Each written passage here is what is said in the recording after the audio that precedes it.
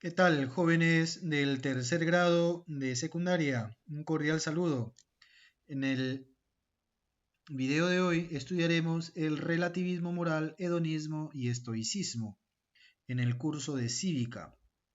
Bien, el relativismo moral antiguo, los sofistas. Bien, para los sofistas, que viene de la palabra griega sofistes, ¿ya? Y que significa, que viene de sofos, que significa sabio, ¿no? Se podría decir que son los sabios, que son los profesores, digámoslo así, de la antigüedad, ¿no?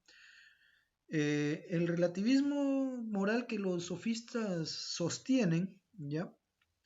Eh, establece, ¿no? que no se puede determinar de manera natural ni de manera racional lo que es moralmente correcto. O sea, no hay algo que nos diga esto es así y esto se debe hacer.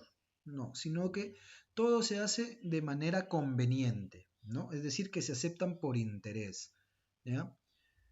Eh, y no hay otra razón, ¿no? O sea, si yo hago esto ahorita es porque me conviene y porque a mí me parece, ¿no? Que es así. Entonces hay un relativismo, depende del individuo, depende del sujeto, depende de la persona. Y cuidado con eso, ¿no? Porque lo que a ti te puede parecer bien, a otro le puede parecer mal, pero uno puede decir, pero es lo mío, es a mí, ¿qué te metes, no? Entonces el peligro está en que no hay algo fundamental, ¿no? No hay un fundamento de tu propuesta o de tu pensamiento que haces, ¿no? ¿Ya? O de tu postura que tienes, sino que lo haces por conveniencia, ¿no? ¿Por qué abortas? Ah, porque me conviene, si no, no termino la carrera. ¿Mm? Entonces, ¿y dónde está el respeto a la vida? ¿No? ¿Dónde está el fundamento a la vida? ¿No? ¿Dónde está la defensa de la vida? ¿Dónde está el derecho a la vida? ¿No? Entonces, vemos ahí, ¿no? Que el relativismo es algo peligroso, ¿no? La consecuencia inmediata del relativismo es que ninguna actuación puede ser considerada buena o mala, ¿ya? En sí misma, o sea, no es buena ni mala. Ah, tú abortas porque, entonces no es bueno ni malo, ¿no? Simplemente va, porque te conviene, ¿no? Todo depende del parecer o de la opinión de los sujetos particulares.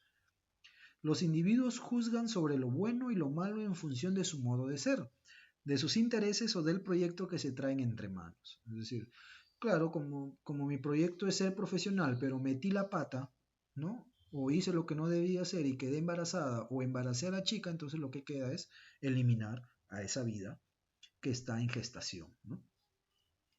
Entonces se hace en interés, por intereses, ¿no? Entonces es peligrosísimo eso del relativismo. Es moralmente bueno lo que nos parece moralmente bueno, más solo durante el tiempo en que nos lo parece. O sea, ahorita, por ejemplo, me parece bueno que aborte porque voy a poder terminar mi carrera, ¿no? Pero ya una vez que ya termine mi carrera, no, ya después ya tengo mi hijo, ¿no? Entonces, claro, pero el aborto que hiciste antes para terminar tu carrera, entonces no era bueno no era malo en ese momento, ¿no? Sino que era bueno porque querías perseguir el fin de la carrera. Pero ahí está en contraposición el derecho, ¿no? El derecho o el principio de la vida y el principio de la libertad, ¿no? ¿Ya? Incluso la vida está por encima de la libertad y tanto la vida y la libertad están por encima de los proyectos que uno pueda tener, ¿no? ¿Ya? Y no hay ninguna conducta que pueda ser considerada en sí misma censurable independientemente de cualquier consideración personal particular, ¿ya? Entonces, lo que uno haga, tú no me puedes criticar, no puedes hacer nada porque es mi parecer, es mi interés, es mi decisión, y así que no te metas, ¿no? Entonces, hay cuidado con eso porque trae muchos problemas. En ese momento tal vez no lo veas, pero con el tiempo, cuando te acostumbras a ello, trae muchos problemas, las consecuencias son muy negativas, de ahí que hay que estudiarlas, hay que saber, ¿no? En que esa postura que tú tienes, que no, eso me parece a mí, así es, me parece, no es que sea nuevo, no es que es desde hoy, viene desde muy antiguo. Protágoras, por ejemplo, ya lo había dicho, en el 400, en el siglo V antes de Cristo, o sea, hace más de 2500 años que esa postura ya existe, ¿no? ¿Sí? Entonces no es nuevo lo que tú dices. Y Protágoras lo señaló, pero Sócrates y Platón fueron los que hicieron caer en la cuenta de que esa postura no era del todo cierta, ¿no? Sobre lo justo y lo injusto, lo bueno y lo malo, sostengo con toda firmeza que por naturaleza no hay nada que lo sea esencialmente. O sea, no hay lo bueno, no hay lo malo, ¿no? ¿Ya? No hay lo justo ni hay tampoco lo injusto, sino que es el parecer de la colectividad el que se hace verdadero cuando se formula y durante el tiempo que dure ese parecer. Entonces Protágoras fue el que señaló, digamos, este camino, por decirlo así, ¿no? ¿Ya? Entonces, no es algo nuevo, ¿verdad? Es algo muy antiguo y que ya fue denunciado de alguna manera por Sócrates y por Platón. Así pues, para los sofistas, la arete o virtud moral es inapelablemente un punto de vista subjetivo. O sea, el bien es subjetivo, o sea, depende del sujeto. Si para ti eso es bueno, bueno, está bien, pues para ti, pero para mí no. O sea, si para ti el aborto es malo porque atenta contra el derecho a la vida, pues para mí no, porque atenta contra mi proyecto de vida, ¿no? Que es el ser profesional, por ejemplo, ¿no? ¿Ya? Son los individuos o los grupos humanos los que, según las circunstancias y según su conveniencia, determinan lo que está bien y lo que está mal en cada caso. ¿Ya? Como decía Protágoras, el parecer de los hombres es la medida de todas las cosas. Protágoras tiene su frase, ¿no? El homo mensura, ¿no? El hombre es la medida de todas las cosas. ¿Ya? En el terreno de la moral todo es cuestión de opinión, según Protágoras, no es que sea así, según Protágoras. Y no hay posibilidad de ir más allá de esta, hacia una determinada determinación de la bondad de la justicia que no sea puramente subjetiva, o que pueda ser universalmente aceptada por todos los seres racionales. O sea, no hay una verdad universal, no hay aquello que nosotros llamamos bien que sea universal, ¿no? Según Protágoras. Sin embargo, sabemos que eso no es así, ¿no? Porque el derecho a la vida y el principio de la vida es aceptado universalmente, aquí en la China y en la Conchinchina, ¿no? ¿Ya? No tiene sentido, ¿no? Pretender educar a los hombres en unos principios morales comunes desde los que poder juzgar el comportamiento particular de los individuos de los colectivos. ¿Para qué educar si todo depende del sujeto? O sea, educar moralmente, ¿no? ¿Para qué? Y eso es lo que está muy en boga hoy en día, muchachos, ¿no? Con esto de las redes sociales, con las ideologías que están cada vez más fuertes, el aborto, el feminismo, ¿no? Entonces hay que tener mucho cuidado con eso, ¿no? Lo que para una sociedad humana constituye un crimen execrable, para otra podría ser ensalzado como una conducta moralmente excelente. Y de acuerdo con el relativismo moral no habría forma alguna de decir cuál de los dos grupos humanos está juzgando más acertadamente. Es decir, que lo que le decía, ¿no? Si en una sociedad se acepta el aborto, pues y en otra no, pues ni una ni otra puede decir que esto es bueno o esto es malo. O que su decisión es buena o su ley es buena o su ley es mala. O su ley es justa o su ley es injusta, ¿no? ¿Sí? Y eso es peligrosísimo, como le decía, ¿no? En este sentido, el relativismo moral puede ser considerado la antítesis del intelectualismo moral socrático estudiado en las clases anteriores, ¿no? Si para Sócrates la virtud puede ser conocida y enseñada, para los sofistas en cambio se trata solamente de una opinión, de un parecer. Sócrates que decía que sí se puede enseñar la virtud, que sí uno puede ser justo, ¿no? Que uno puede ser bueno, ¿no? ¿Ya? Podemos persuadir a los demás de la conveniencia coyuntural de practicarla, pero no podemos enseñarla, ¿no? Eso es lo que dirán los sofistas, ¿no? ¿Ya? Es decir, podemos persuadir de que seas bueno, pero no te puedo enseñar yo a ser bueno, ¿no? Porque la bondad depende de cada uno, lo bueno o lo malo depende de cada uno. Mientras que Sócrates decía que no, ¿verdad? Decía todo lo contrario. Bien, luego tenemos el hedonismo antiguo o la considerada también la ética epicúrea. Bien, en la antigüedad se distinguieron por su importancia dos escuelas filosóficas morales que se ha convenido en calificar como hedonistas, la escuela cirenaica y la escuela de Epicuro. En este apartado vamos a estudiar las escuela de Epicuro, ¿no? Sobre todo de sus dos principales obras, la Carta a Meneceo y las Máximas Capitales. En dichos textos, Epicuro enseña que la felicidad es el fin último de la vida y que ella misma consiste en el placer. O sea que la felicidad es obtener el mayor placer posible. ¿Ya? El placer, dice, ¿no? Es principio y culminación de la vida feliz. Al placer en efecto reconocemos como el bien primero, a nosotros con natural. De él partimos para toda elección y rechazo, y a él llegamos juzgando todo bien con la sensación como norma.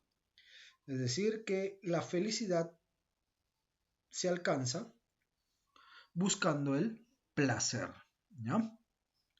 Pero no todos los placeres son igualmente deseables, nos dirá Epicuro, ni deseables en todo momento y en cualesquiera circunstancias. Por eso, dice Epicuro, es preciso tener un recto conocimiento de los deseos, ¿ya? Y de sus objetos, los placeres, para saber a qué deseo conviene dar satisfacción en cada situación y para saber a qué tipo de placeres hay que dar prioridad frente al resto, ¿ya? Entonces hay que conocer los deseos, porque no todos los placeres en todos los momentos y en todas las circunstancias pueden, digamos, satisfacerse, ¿no? Como el placer es el bien primero y con natural, precisamente por ello no elegimos todos los placeres, sino que hay ocasiones en que soslayamos, es decir, que dejamos de lado muchos placeres, cuando de ello se sigue para nosotros una molestia mayor. También muchos dolores estimamos preferibles a los placeres cuando, tras largo tiempo de sufrirlos, nos acompaña mayor placer. Ciertamente todo placer es un bien por su conformidad con la naturaleza, y sin embargo, no todo placer es elegible, así como también todo dolor es un mal, pero no todo dolor siempre ha de evitarse. Conviene juzgar todas estas cosas con el cálculo y la consideración de lo útil y de lo inconveniente, porque en algunas circunstancias nos servimos del bien como de un mal y viceversa, del mal como de un bien.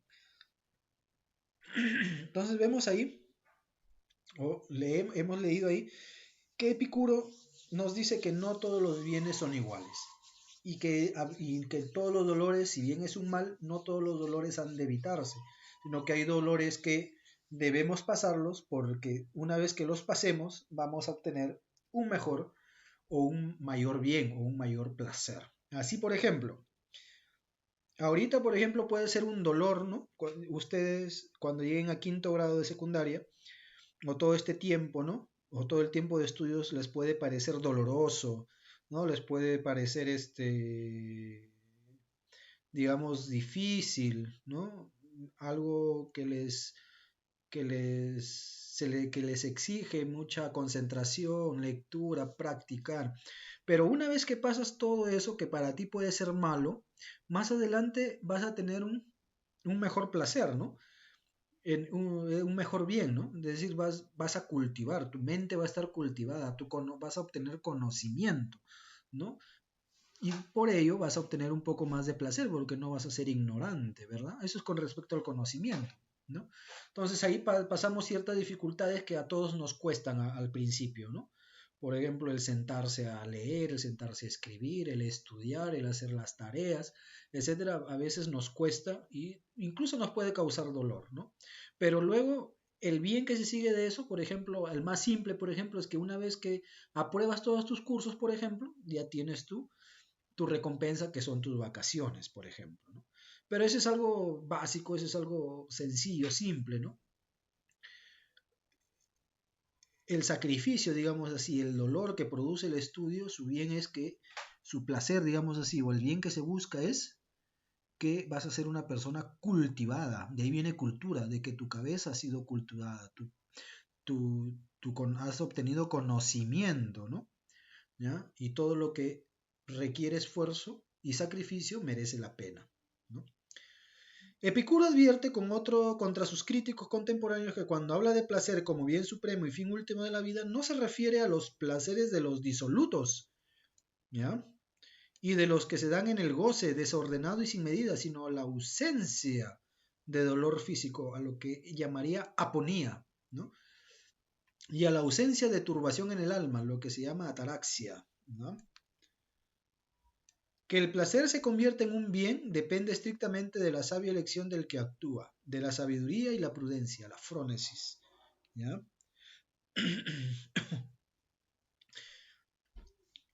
Y la sabiduría enseña que no es posible vivir feliz sin vivir sensata, honesta y justamente, pues las virtudes son connaturales a una vida feliz y el vivir felizmente conlleva siempre la virtud. O sea, cuando se refiere a placer no está hablando por ejemplo, los placeres carnales o los placeres de la comida, los placeres de la bebida. No, no está hablando de eso, Epicuro, ¿no? Está hablando aquello de la ausencia del dolor, ya está hablando aquello de que nos perturba, ¿ya? Y para ello hay que disciplinarnos de alguna manera en lo que son las virtudes o vivir y practicar las virtudes, ¿no? ¿Ya? Porque las virtudes es algo propio de la vida feliz, ¿no? O de vivir feliz, ¿no? Y de ser honesto, de ser justo, ¿no? ¿No? De algún modo esta afirmación pone límite a un hedonismo irreflexivo y simplista. A ver, cuando escuchen ustedes hedonismo siempre van a ver el hedonismo que se refiere a los placeres y algunos entienden que como yo soy hedonista porque busco los placeres y se entregan a toda clase de placeres y vicios, ¿verdad? Y no es eso lo que quería decir Epicuro, ¿no? ¿Ya? Epicuro quería decir que el placer, ¿ya? Depende de la sabiduría y la prudencia, ¿ya? Y que se debe elegir porque busca la vida feliz. Y la vida feliz requiere de virtudes. Tú pídele virtud, por ejemplo, a uno que se dedica a los placeres sexuales. No los tiene, ¿no? Entonces hay que buscar la vida feliz. La felicidad primaria y despreocupada en la que se complace el insensato no tienen el mismo valor que la felicidad buscada, reflexiva y responsablemente por el sabio. Entre los primeros discípulos de Epicuro destacan Metrodoro y Colotes, ambos de Lampsaco, Hermarco de Mitilene y Polístrato, alumno del anterior. Entre los epicúreos latinos es preciso destacar por encima de todos a Lucrecio Caro, autor del famoso poema filosófico De Rerum Natura, sobre las cosas naturales. De Rerum Natura está en idioma latín y significa sobre las cosas naturales, ¿no? Bien, y finalmente tenemos el estoicismo, que es una corriente filosófica fundada en Atenas por Zenón de Sitio, ¿ya? El nombre de la escuela procede del término griego estoa, ¿ya? Que significa pórtico. Al parecer, ¿no? Cuenta la historia que Zenón impartía sus enseñanzas bajo el pórtico pintado, estoa poikile, ¿ya? Del ágora ateniense, ¿ya? Suelen distinguirse varios periodos en la historia de esta escuela. El primer estoicismo, con Zenón, Cleantes de Asos y Crisipo de Soli, la Estoa Media, Panecio de Rodas y Posidonia de Apamea, y el estoicismo tardío y romano, ¿ya? Que tenemos a Séneca, Epicteto de Hierápolis y Marco Aurelio. Bien. De acuerdo con esta escuela o corriente, ¿no? Con el estoicismo, la naturaleza entera se halla gobernada por una razón, es decir, en el universo hay una razón providente y divina que se denomina logos, que dirige sabiamente el destino de las cosas y de los hombres. Es insensato e inútil intentar cambiar el plan de esa providencia divina. Ocurre siempre lo que tiene que ocurrir, ¿no? Es decir, esa divina, digamos, esa razón divina, por ejemplo, ya tiene todo determinado, todo ya está destinado, ¿no? Del modo exacto en que tiene que hacerlo. Por eso nuestro deber como seres dotados de razón es aprender a vivir de acuerdo con la naturaleza, es decir, descubrir esa razón y qué es lo que se me pide a mí, ¿no? Yo tengo que descubrir qué tiene de parada para mí esa razón y vivir de acuerdo a ello, ¿no? O lo que es lo mismo, de acuerdo con el logos eterno que lo gobierna providencialmente todo. En esta conformidad de la acción con el logos consiste la areteo virtud, es decir, yo debo adecuar mi comportamiento a lo que exige el logos, a lo que exige la naturaleza, ¿ya? Según los estoicos, es sabio, o es decir, frónimos, el hombre que acepta y consiente con entereza y serenidad el destino que el orden y las leyes de la naturaleza le deparan. Esta aceptación tranquila del propio destino se alcanza mediante el control y el dominio de las pasiones, ¿no?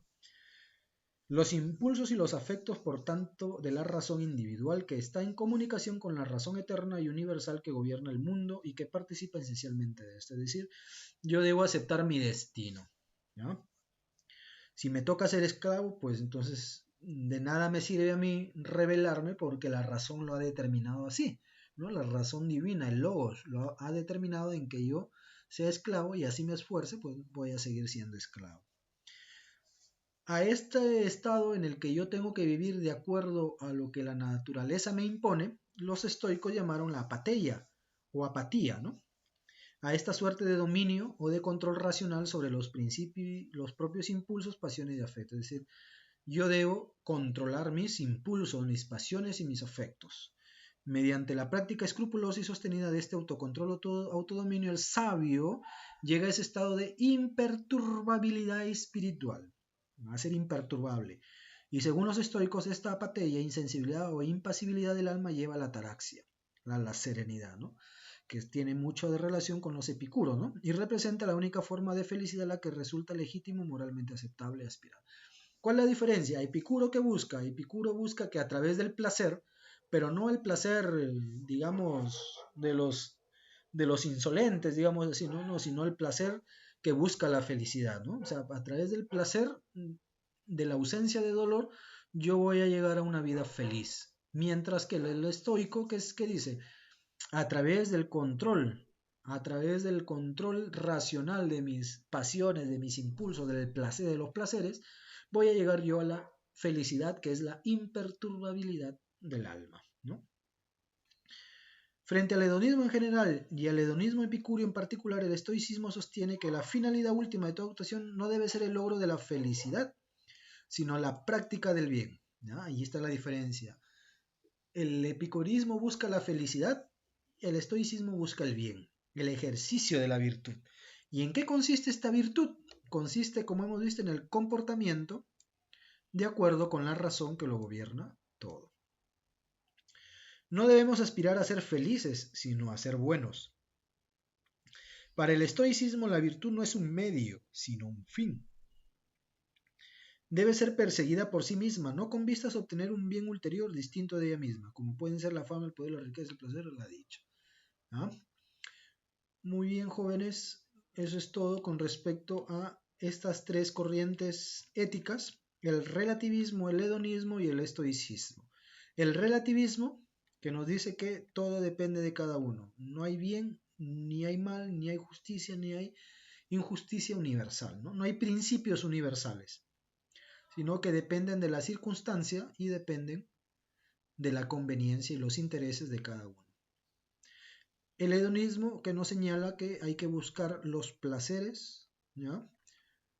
Para llevar una vida feliz, pero estos placeres no deben ser esos placeres de los disolutos, ¿ya?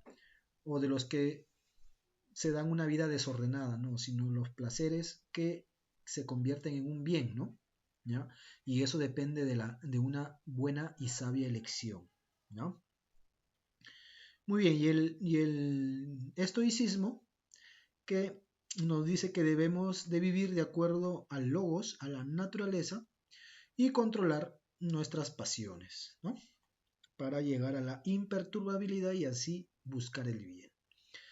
Bien, jóvenes, tienen ahí sus actividades al final y me las envían por el correo. Nos vemos la próxima. Hasta luego.